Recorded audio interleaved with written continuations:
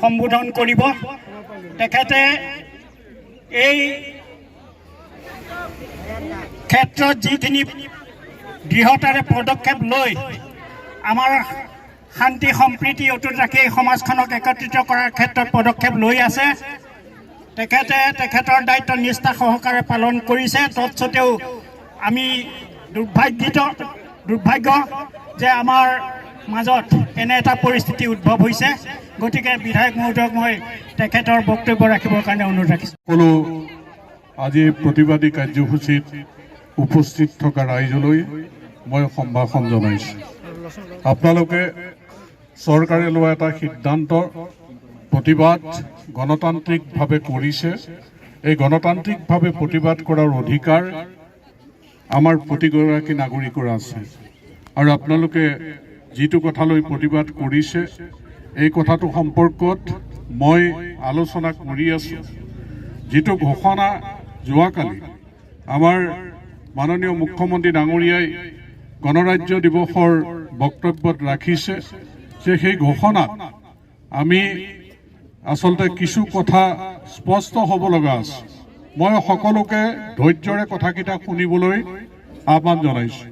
আৱেগিক হৈ আমি উত্তপ্ত কথা পাতিব বা কথা ক'ব নালাগে। যে এই কথাটো এতিয়ালৈকে মই যিটো জানো, যিটো খবৰ লৈছোঁ, যে সেই খবৰৰ মতে 9 মাইল আৰু এৰাইলিলৈ 2খন গাঁও BTRত অন্তৰ্ভুক্ত হৈছে আৰু চতিয়া সমষ্টিত 5খন গাঁও BTRত অন্তৰ্ভুক্ত হৈছে, বাকী 3খন নদুৱাৰ আৰু এই 2খন বন গাঁও।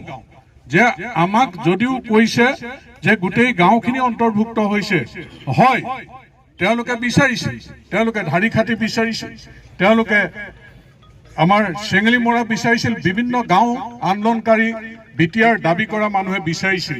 কিন্তু মই যিখিনি আপত্তি দৰ্শাইছোঁ যে এই গাঁওখিনি অন্তৰ্ভুক্ত হ'ব নোৱাৰে, কাৰণ এই গাঁওখিনিত তেওঁলোকৰ যিমানখিনি জনসংখ্যা থাকিব লাগে সেইটো জনসংখ্যা নাই। আৰু তেওঁলোকে বিচাৰিছে য'ত 80% তেওঁলোকৰ জনসংখ্যা আছে সেই গাঁওখিনি তেওঁলোকে বিচাৰিছে। চাৰিদুৱাৰ, এৰালি লগা আৰু 9 মাইল এই গাঁও দুখনৰ বাদে কোনো গাঁও BTR অন্তৰ্ভুক্ত হোৱা নাই। আৰু এই কথাটোত আপোনালোকে আশ্বস্ত হওক। আৰু চতিয়া সমষ্টিত গহপুৰলৈকে যিটো হৈছে 5খন, 3খন নদুৱাৰত জয়চিটি অঞ্চলত। গতিকে এই যে মই আজি আপোনালোকৰ ওচৰত এই কথাখিনি দিছোঁ, মই এতিয়া ইয়াৰ পৰা বাহিৰে বাহিৰে মই দিছপুৰলৈ গৈ আছোঁ যে গোটেই নটিফিকেশ্যন সম্পৰ্কত গোটেই কথাটো আলোচনা কৰি আপোনালোকক স্পষ্ট কৰিবৰ কাৰণে মই 2 দিনৰ ভিতৰত আপোনালোকক স্পষ্ট কৰি দিয়াৰ প্ৰতিশ্ৰুতি আজি আপোনালোকৰ ওচৰত মই সন্মুখত দিছোঁ। আমি সমন্বয় সম্প্ৰীতি বজাই ৰাখিব লাগিব আৰু আমি প্ৰত্যেকেই নিজৰ অধিকাৰ লৈ আমাৰ এই অঞ্চলত আমি থাকিব লাগিব। আমি কোনো জনগোষ্ঠীয়ে আজি তেওঁলোকে অধিকাৰ নোহোৱাকৈ জীয়াই থকা সেই কথাটো কাৰো কাৰণে গ্ৰহণযোগ্য নহয়, মোৰ কাৰণে গ্ৰহণযোগ্য নহয়। গতিকে সমমৰ্যাদা সকলো জনগোষ্ঠীয়ে পোৱাটো আমি বিচাৰোঁ।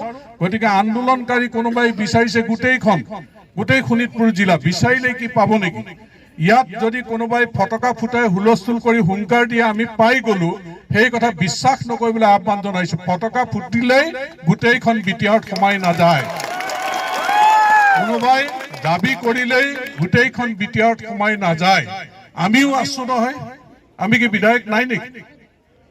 কোনোবাই সুবিধা লৈ দুআষাৰ কথা ক'ব পাৰে, কিন্তু আমাৰ কি দায়িত্ব নাই নেকি? মই 96 চনৰ পৰা বিধায়ক হৈছোঁ, যে চতিয়া সমষ্টিৰ চাৰিদুৱাৰ মানুহৰ প্ৰতি মোৰ কি দায়িত্ব নাই নেকি?